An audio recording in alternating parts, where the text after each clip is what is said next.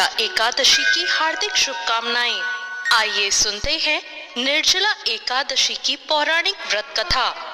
पौराणिक कथाओं के अनुसार महाभारत के संदर्भ में निर्जला एकादशी की कथा मिलती है, जो इस प्रकार है। एक बार हुआ यूं कि सभी पांडवों को धर्म, अर्थ, काम और मोक्ष प्राप्ति के लिए महर्षि वेदव्यास ने एकादशी व्रत का संकल्प करवाया। अब माता कुंती और द्रौपदी सहित सभी एकादशी का व्रत रखने लगे, लेकिन भीम खाना खाने के मामले में काफी प्रसिद्ध थे और उन्हें बहुत भूख लगा करती थी। उन्हें भूख बर्दाश्त से बाहर होती थी, इसलिए उनके लिए महीने में 2 दिन उपवास रखना बहुत कठिन था। जब पूरा परिवार उन पर व्रत रखने के लिए दबाव डालने लगा, तो वो इसकी युक्ति ढूंढने लगे कि उन्हें भूखा नहीं रहना पड़े और उपवास का पुण्य भी उन्हें मिल जाए। अब उधर पर आई इस विपत्ति का समाधान भी उन्होंने महर्षि वेदव्यास से ही जाना। भीमसेन वेदव्यास जी से बोले, परम बुद्धिमान पितामह, मेरी उत्तम बात को सुनिए। राजा युधिष्ठिर, माता कुंती, द्रौपदी, अर्जुन, नकुल और सहदेव ये सभी एकादशी को कभी भोजन नहीं करते और मुझसे भी हमेशा यही करने को कहते हैं कि भीमसेन, तुम भी एकादशी को ना खाया करो। किंतु मैं उन लोगों से यही कहता हूँ कि मुझसे भूख नहीं सही जाएगी। भीमसेन की बात सुनकर व्यास जी ने कहा, यदि तुम्हें स्वर्ग लोक की प्राप्ति अभिष्ट है और नरक को तुम दूषित समझते हो, तो दोनों पक्षों की एकादशियों को भोजन मत किया करो। भीमसेन बोले, महाबुद्धिमान पितामह, मैं आपके सामने सच्ची बात कहता हूँ। एक बार भोजन करके भी मुझसे व्रत नहीं किया जा सकता, फिर उपवास करके तो मैं कैसे रह सकता हूँ। मेरे उदर में व्रत नामक अग्नि सदा प्रज्वलित रहती है, अतः जब मैं बहुत अधिक खाता हूँ तभी ये शांत होती है। इसलिए महामुने, मैं वर्ष भर में केवल एक ही उपवास कर सकता हूँ, ऐसा उपवास जिससे स्वर्ग की प्राप्ति भी सुलभ हो जाए और इसे करने से मैं कल्याण का भागी भी हो सकूं। ऐसा कोई एक व्रत निश्चय ही करके मुझे बताइए, मैं उसका यथोचित रूप से पालन करूंगा। व्यास जी बोले, भीम, ज्येष्ठ मास में सूर्य वृष राशि पर हो या मिथुन राशि पर शुक्ल पक्ष में जो एकादशी हो, उसका यतन पूर्वक निर्जल व्रत करो।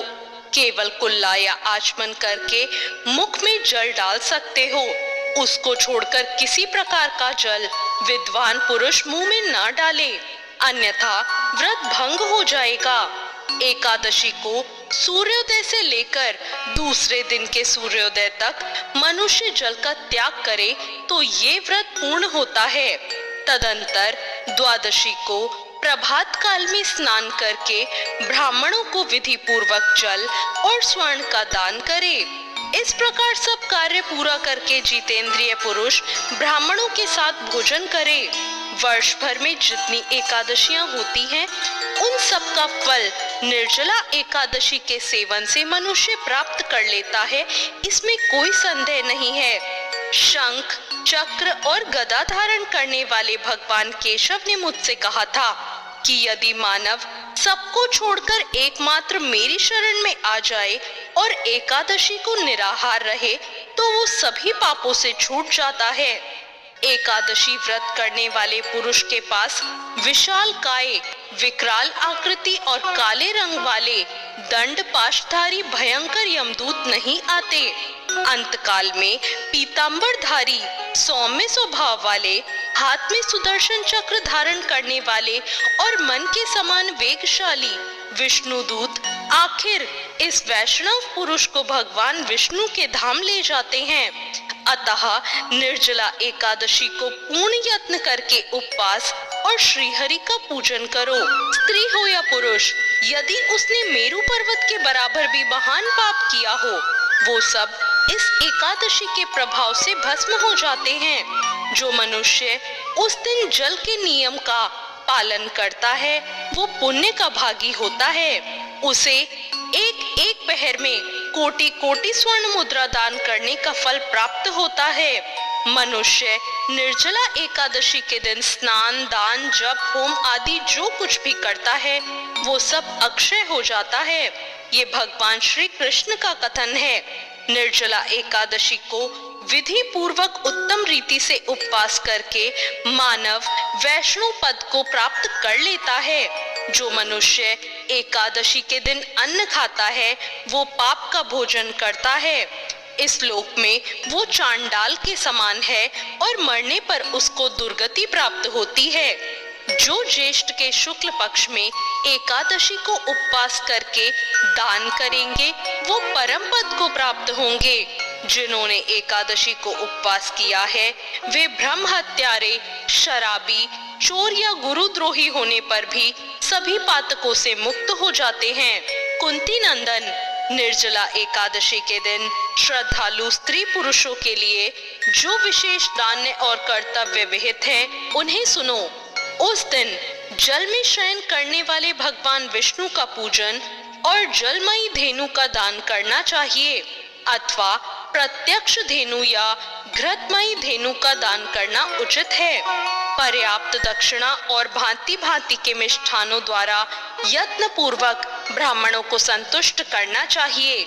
ऐसा करने से ब्राह्मण अवश्य संतुष्ट होते हैं और उनके संतुष्ट होने पर श्री हरि मोक्ष प्रदान करते हैं। जिन्होंने शम, दम और दान में प्रवृत्त हो श्री हरि की पूजा और रात्रि में जागरण करते हुए इस निर्जला एकादशी का व्रत किया है, उन्होंने अपने साथ ही बीती हुई 100 पीढ़ियों और आने वाली 100 पीढ़ियों को भगवान वासुदेव के परम धाम में पहुंचा दिया है। निर्जला एकादशी के दिन अन्न, वस्त्र, गौ, जल, शैया, सुंदर आसन, कमंडलू तथा छाता दान करना चाहिए।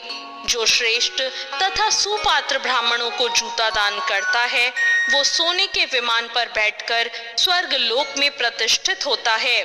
जो इस एकादशी की महिमा को भक्ति पूर्वक सुनता या उसका वर्णन करता है वो भी स्वर्गलोक में जाता है।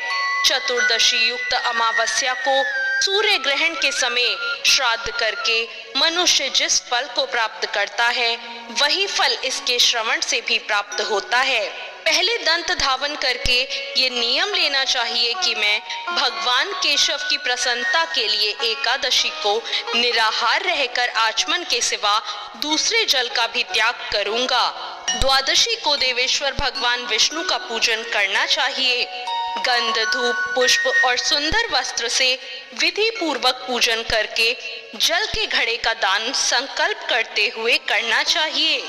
हमें कहना चाहिए कि संसार सागर से तारने वाले हे देव देव ऋषिकेश, इस जल के घड़े का दान करने से आप मुझे परम गति की प्राप्ति करवाइए। भीमसेन, ज्येष्ठ माह के शुक्ल पक्ष की जो शुभ एकादशी होती है उसका निर्जला व्रत करना चाहिए। उस दिन श्रेष्ठ ब्राह्मणों को शक्कर के साथ जल के घड़े का दान करना चाहिए।